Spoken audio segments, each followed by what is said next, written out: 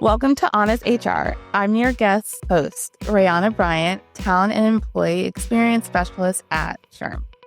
Today, we're exploring how neuroscience can drive cultural change and create psychological safety in the workplace. Joining us is Matt Kalb, Vice President of Client Experience at T3 Expo. Welcome to Honest HR, Matt. Thank you so much. Happy to be here. Awesome. So, can you explain the concept of neuroscience-driven leadership and its relevance to fostering a positive organizational culture? And then how can HR professionals leverage this understanding to influence workplace dynamics? Yeah, absolutely. Have you ever been in a room where the second you walk in, you feel the energy, whether that's good or bad? Yeah.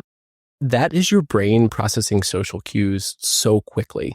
And when it comes to neuroscience-driven leadership, it's understanding how your brain is reacting to the feelings, to the responses of how people react and what they trust. And when I started bringing this in with the team, I realized that it was kind of shifting the way that people were showing up. And in turn, it was helping me change the way that I was leading. And for HR professionals, it's taking a step back and realizing that we don't need to be focusing on emphasizing policies, but helping shape cultures within the company.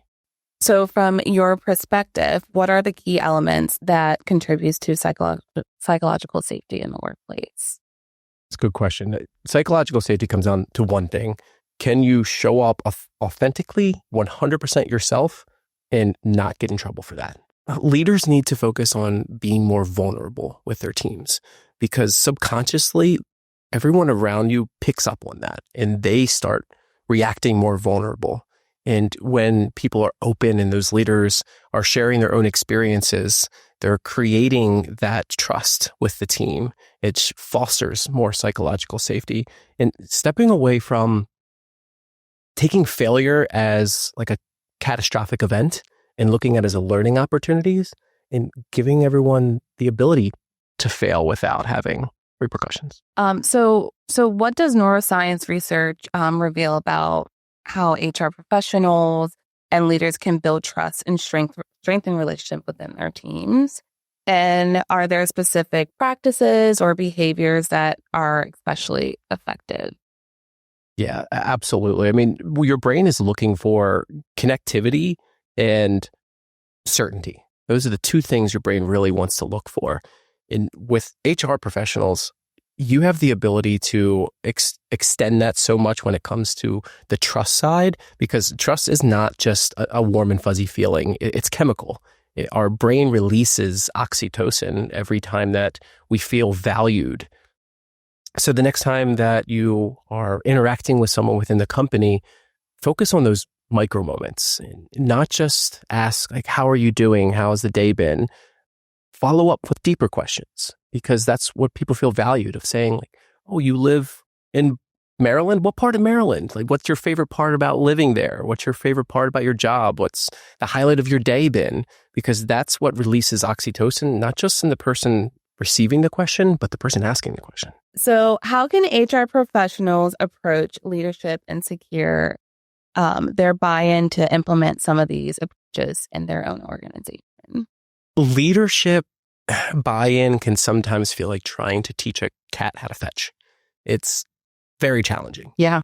What we can do is try to speak their language a little bit. And they're looking at budgets. They're looking at retention rates. They're looking at sales. And if we start to form some of these neuroscience aspects of like what it helps when how much productivity comes out of people when they are feeling safe, and we share that in direct connection with sales and productivity and retention, then they start to listen. And it's not about a complete overhaul because our brains get tired really easy. So when you're making changes, they have to be really small and specific.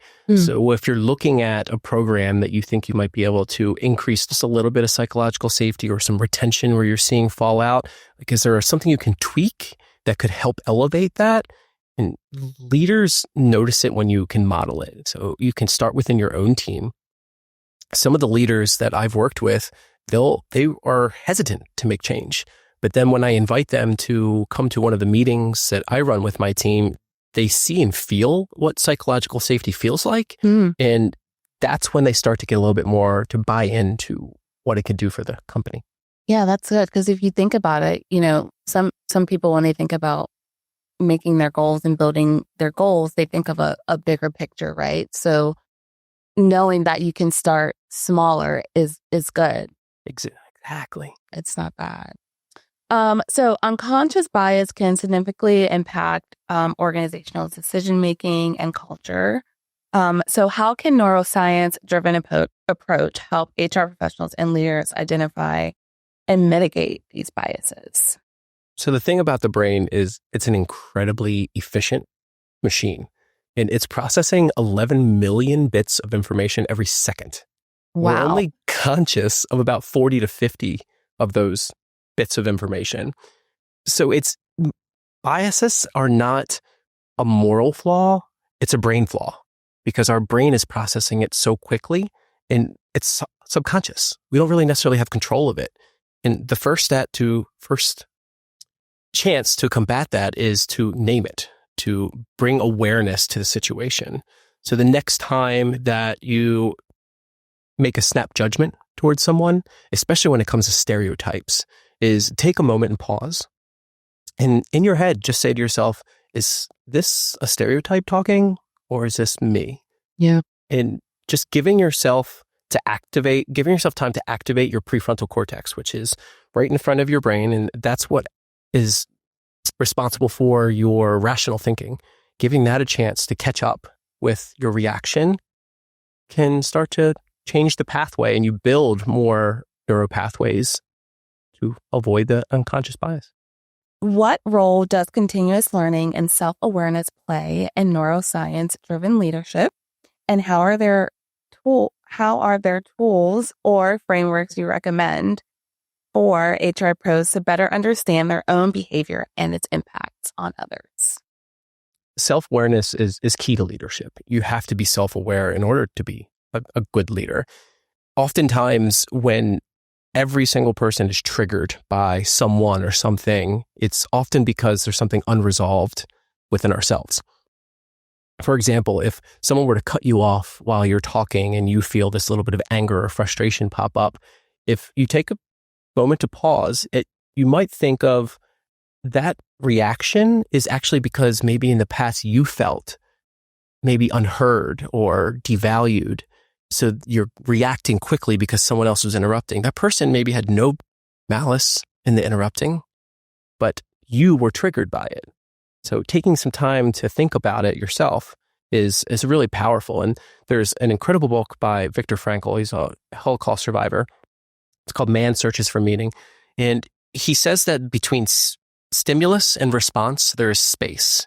And what you choose to do in that space is our freedom.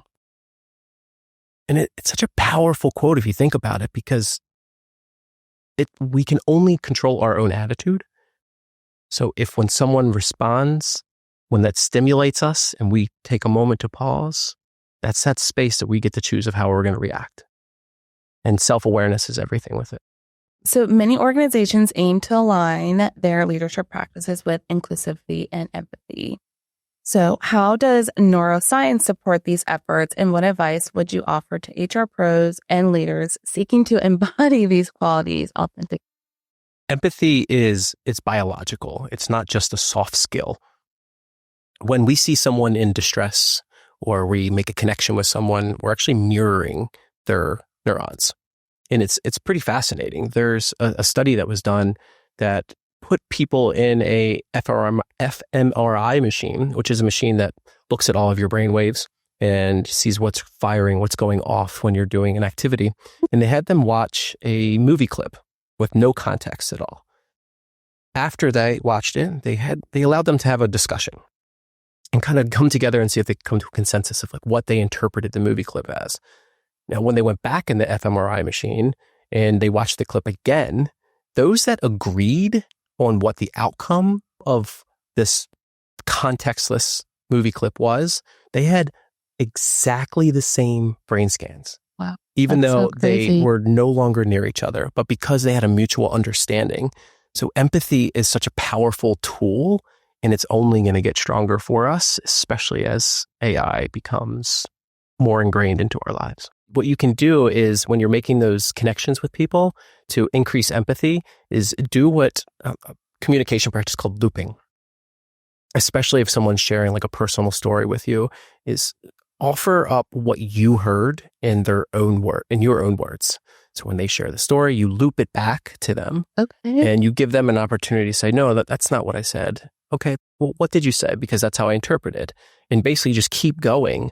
And the more you do that until you're both like the person feels heard, then it skyrockets that oxytocin and that connection and really shows empathy. So looking ahead, how do you see the integration of neuroscience and psychological safety shaping the future of organizational culture? And then what should HR professionals focus on to stay ahead of the curve?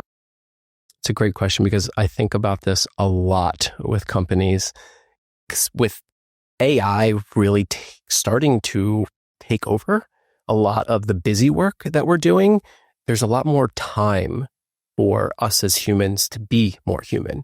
And I think empathy is going to be a superpower moving forward because the companies that give the employees the opportunity to not just give them more work, now the AI gives them that time back, but to give them the opportunity to collaborate and be more creative, that's what's going to separate companies moving forward.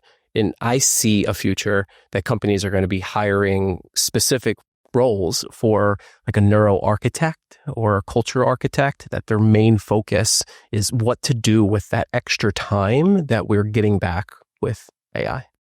So is there anything else you would like to share about neuroscience, psychological safety, and organizational culture that we haven't already talked about?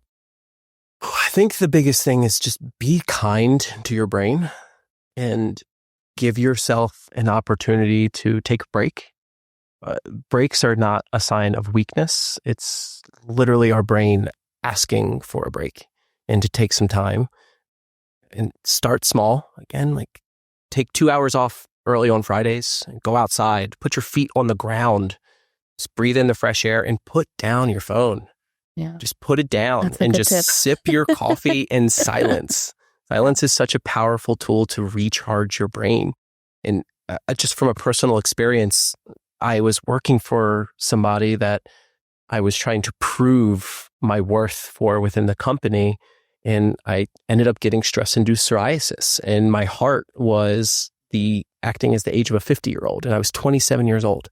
And that was my wake-up call. And it was because I wasn't being kind to my mind.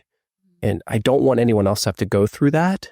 And one piece of advice I could give to everyone, just try to be kind and take some more breaks. That's great. And that's going to do it for this week's episode of Honest HR.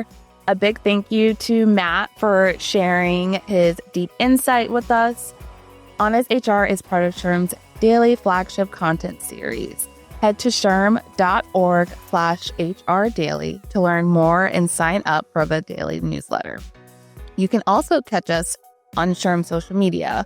Like, comment, and be part of the conversation. Thank you for joining. See you next time.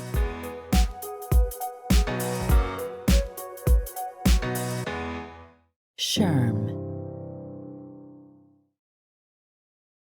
This podcast is approved for 0.5 professional development credits, aka PDCs, toward SHRM CP and SHRM SCP recertification.